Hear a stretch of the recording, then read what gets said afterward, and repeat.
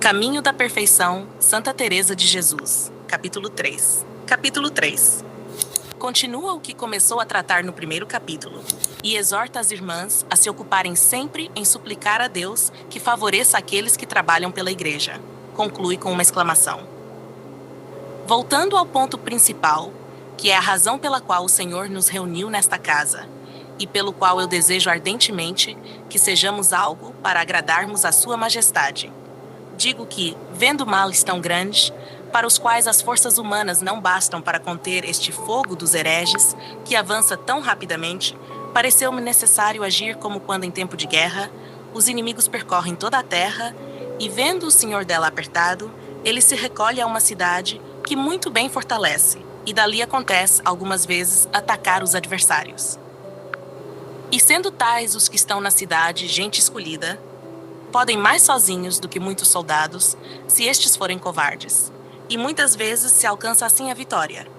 Ao menos, ainda que não se vença, não são vencidos, porque não havendo traidor, senão pela fome, não os podem conquistar. Aqui, porém, essa fome não pode existir de modo que baste para que se rendam. A morte, sim, mas não a ficar vencidos. Mas para que disse tudo isto? Para que entendais, minhas irmãs, que o que devemos pedir a Deus é que neste castelo, onde já há bons cristãos, não se nos vá nenhum para o lado dos adversários, e que aos capitães deste castelo ou cidade os faça muito adiantados no caminho do Senhor, isto é, aos pregadores e teólogos. E pois que a maioria está nas ordens religiosas, que avancem muito em sua perfeição e em seu chamado, o que é muito necessário, porque, como já disse, há de nos valer o braço eclesiástico e não o secular. E já que nem de um modo nem de outro valemos coisa alguma para ajudar o nosso rei, 8 horas da noite. tais que nossas orações tenham valor para ajudar estes servos de Deus, que com tanto trabalho se fortaleceram com os estudos e com uma vida reta, e se empenharam em ajudar agora o Senhor.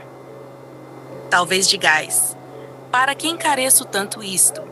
E digo que devemos ajudar aqueles que são melhores do que nós. Eu vos direi, é porque ainda não creio que entendais bem o quanto deveis ao Senhor por vos ter trazido a um lugar onde estáis tão afastadas de ocupações, ocasiões e envolvimentos. É grandíssima esta mercê, algo que não tem aqueles de quem falo, nem é conveniente que a tenham nestes tempos, menos ainda do que em outros, porque hão de ser eles os que fortaleçam a gente fraca e animem os pequenos. Que seria dos soldados sem capitães? Eles precisam viver entre os homens, lidar com os homens, estar nos palácios e, algumas vezes, conformar-se exteriormente com eles. Pensais, minhas filhas, que é pouca coisa tratar com o mundo, viver no mundo, lidar com negócios do mundo, adaptar-se à convivência do mundo e interiormente ser estranho ao mundo, inimigo do mundo, viver como quem está em exílio e, enfim, não ser homem, mas anjo. Porque se não for assim, nem merecem o nome de capitães. Nem permita o Senhor que saiam de suas celas, pois fariam mais dano do que proveito. Não é agora tempo de ver imperfeições naqueles que hão de ensinar. E se no interior não estiverem fortalecidos no entendimento de quanto importa ter tudo debaixo dos pés, desapegados das coisas que passam e apegados às eternas, por mais que o queiram disfarçar, acabarão por dar sinais disso. E com quem convivem, senão com o mundo? Não tenham medo. O mundo não lhes perdoará coisa alguma, nem deixará de notar qualquer imperfeição. Muitas coisas boas lhes passarão despercebidas, e talvez nem sequer as considerem como tais. Mas de coisa má ou imperfeita, não tenham dúvida, nada lhes escapará.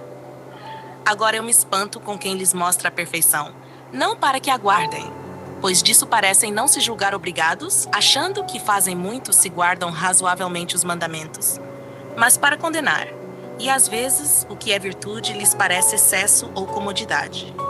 Assim, não penseis que é pouco favor de Deus necessário para esta grande batalha em que se metem, mas sim grandíssimo. Para duas coisas vos peço que procureis ser tais que mereçamos alcançá-las de Deus. A primeira, que entre os muitos e muitos letrados e religiosos que há, existam muitos que tenham as qualidades necessárias para isso, como disse, e que aos que não estão bem dispostos, o Senhor os disponha, pois mais faz um perfeito do que muitos e imperfeitos. A segunda, que depois de colocados nesta luta, que como digo não é pequena, o Senhor os sustente com a sua mão, Enviando mensagem, livrar-se de tantos 21%. perigos como há no mundo, e tapar os ouvidos neste mar Carregando perigoso o vídeo. ao canto das sereias. Carregando E o se nisso vídeo. podemos algo junto de Deus, estando encerradas, combatemos por Carregando o ele, vídeo. e darei por muito bem empregados os trabalhos que passei para fazer Carregamento este do recanto, Facebook onde concluído. também pretendi que se guardasse esta regra de Eliane Nossa França Senhora Borges Rainha, enviou um reel de Brucostão FC do seu com a blend para perfeição você. com que foi iniciada. Não vos pareça Eliane inútil França Borges perseverar enviou uma mensagem de continuamente voz. nesta súplica? Porque há algumas pessoas a quem parece coisa dura rezar muito pela própria alma. E que oração poderia ser melhor do que esta? Se vos causa pena pensar que assim não vos será diminuída a pena do purgatório, sabei que também por esta oração ela vos será tirada.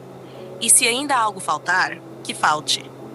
Que importa que eu esteja no purgatório até o dia do juízo, se por minha oração se salvasse uma única alma? Quanto maior ainda seria o proveito de muitas e a honra do Senhor. Não façais caso das penas que têm fim. Quando Eliane está em França jogo Borges algum enviou uma serviço mensagem de maior, voz. aquele que por nós sofreu tantas. Informai-vos sempre do que é mais perfeito, pois, como vos rogarei muito e vos darei as razões, sempre haveis de tratar com pessoas instruídas. Assim vos peço, por amor do Senhor, que supliqueis à sua majestade que nos ouça nisto. Eu, embora miserável, também o peço à sua majestade, pois é para a sua glória e para o bem da sua igreja. E aqui vão os meus desejos. Parece atrevimento pensar que eu possa ser algum instrumento para alcançar isto. Mas confio em vós, Senhor meu, nestas vossas servas que aqui estão, pois vejo e sei que não desejam nem pretendem outra coisa senão agradar-vos. Por vós deixaram o pouco que tinham, e gostariam de ter mais para melhor vos servir. E vós não sois, Criador meu, ingrato a ponto de eu pensar que deixareis de conceder o que vos suplicam. Nem desprezastes, Senhor, as mulheres quando vivieis neste mundo. Antes sempre as favorecestes com grande misericórdia. Quando vos pedirmos honras, não nos ouçais, nem rendas, nem dinheiro, nem coisa que saiba ao mundo. Mas tratando-se da honra do vosso Filho, por que não haveríeis de nos ouvir, Pai eterno, vós a quem eu perderia 1000 honras e 1000 vidas? Não por nós, Senhor, que não o merecemos, mas pelo sangue do vosso Filho e por seus méritos. Ó Pai eterno, considerai que não são coisas pequenas, tantos açoites, injúrias e tormentos gravíssimos. Criador meu, como podem suportar entranhas tão amorosas como as vossas, que aquilo que foi feito com tão ardente amor por vosso Filho, e para mais vos agradar, pois ordenastes que nos amasse, seja hoje tido em tão pouca conta, como fazem esses hereges com o Santíssimo Sacramento, retirando-lhe as moradas e destruindo as igrejas? Se ainda lhe faltasse algo por fazer para vos agradar. Mas tudo foi plenamente cumprido. Não bastava, Pai eterno, que ele não tivesse onde reclinar a cabeça enquanto viveu, sempre em trabalhos, senão que agora lhe tirem também os lugares onde convida seus amigos, por nos ver fracos e por saber que é necessário que aqueles que hão de trabalhar se sustentem de tal alimento.